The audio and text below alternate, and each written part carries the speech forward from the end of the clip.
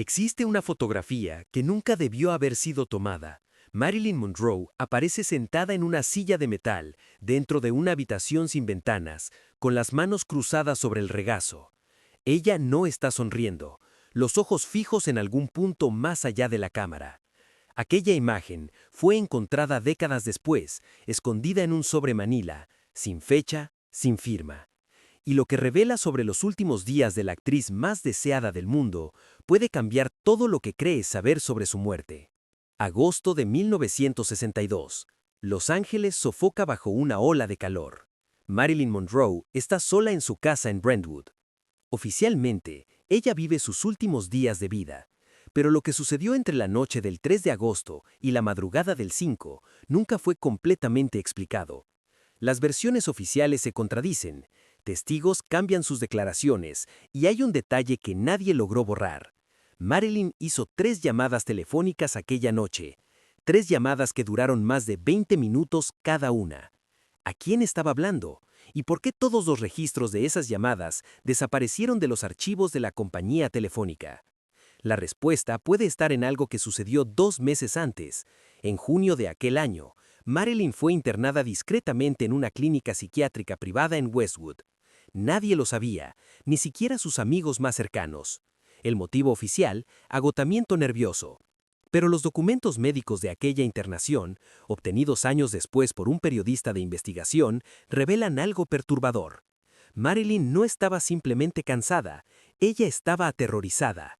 En las sesiones con el psiquiatra, repetía la misma frase, siempre en voz baja, casi un susurro. Ellos me están observando. Ellos saben lo que yo sé. ¿Quiénes eran ellos? ¿Y qué sabía exactamente Marilyn? Durante aquel verano, la actriz estaba en el centro de una red política y sentimental que involucraba a los 2 hombres más poderosos de América, el presidente John Kennedy y su hermano, el fiscal general Robert Kennedy.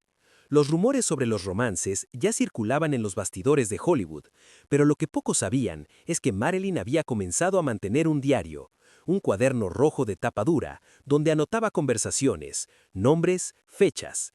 Según testigos cercanos, ella escribía todo lo que escuchaba durante los encuentros íntimos, detalles sobre operaciones secretas, nombres de agentes, planes que nunca deberían haber sido mencionados fuera de las salas blindadas de la Casa Blanca.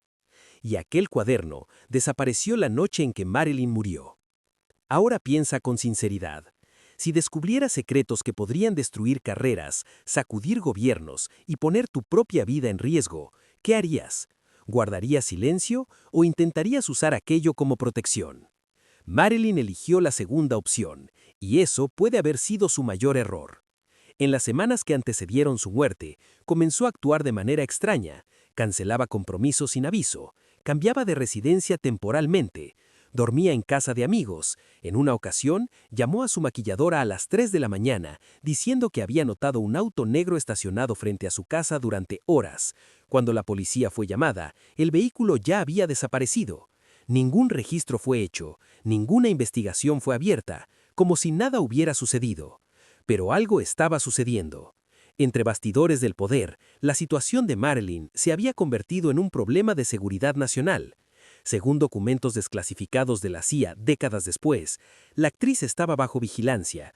Sus llamadas telefónicas eran interceptadas, su correspondencia intervenida, y hay mención en un memorándum interno fechado en julio del 62 sobre la necesidad de contener una posible exposición comprometedora que involucra figuras de alto nivel.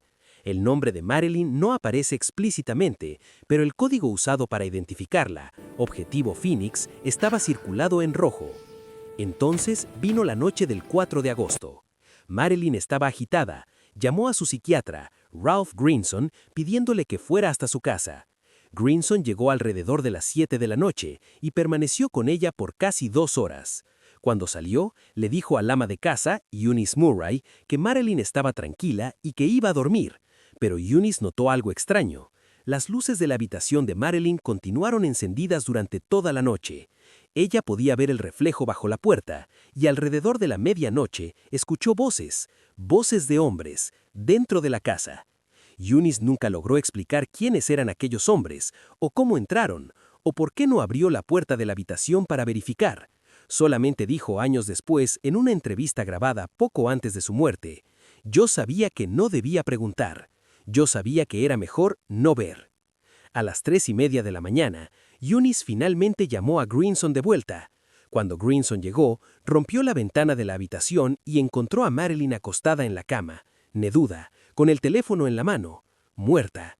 La policía fue llamada a las 4:25 de la mañana, pero hay testigos que afirman que habían visto una ambulancia saliendo de la propiedad horas antes de la llegada oficial de las autoridades. Una ambulancia que nunca fue registrada, un rescate que nunca constó en los informes. Y el cuaderno rojo nunca fue encontrado.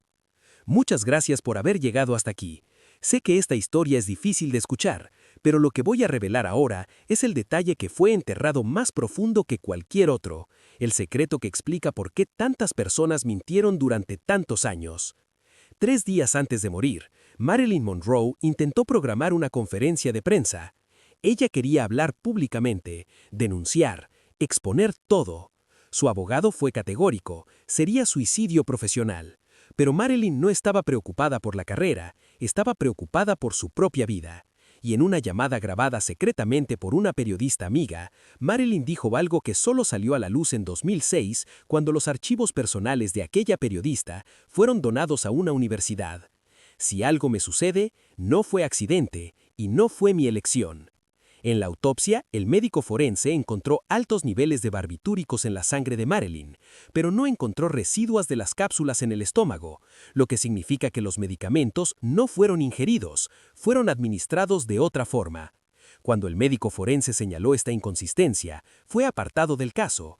Otro médico firmó el informe final: causa de muerte, sobredosis accidental, posible suicidio, caso cerrado. Pero la verdad nunca fue cerrada. Durante décadas, investigadores independientes, periodistas y hasta exagentes de inteligencia intentaron juntar las piezas, y lo que emerge de este rompecabezas no es la historia de una actriz frágil que sucumbió a la fama, es la historia de una mujer que se convirtió en un riesgo político, una mujer que sabía demasiado y que fue silenciada porque el costo de mantenerla viva era mayor que el costo de eliminarla. Marilyn Monroe no murió sola aquella noche, murió rodeada de secretos que pertenecían a otros, secretos que hasta hoy protegen reputaciones construidas sobre mentiras. Y mientras el mundo lloraba la muerte de la diosa del cine, los verdaderos responsables seguían sus vidas, intocados, invisibles, protegidos por un manto de silencio que solo el poder absoluto puede tejer. Lo que queda de Marilyn hoy no es solo una imagen congelada en el tiempo, es una pregunta que nunca fue respondida. ¿Hasta dónde es capaz de llegar el poder para protegerse a sí mismo?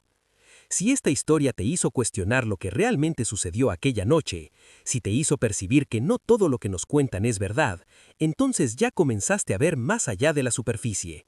Y si quieres continuar esta investigación, si quieres descubrir otros secretos que fueron enterrados por la historia oficial, suscríbete al canal, porque existen otras historias como esta, otras verdades que nunca fueron contadas, y están esperando por ti.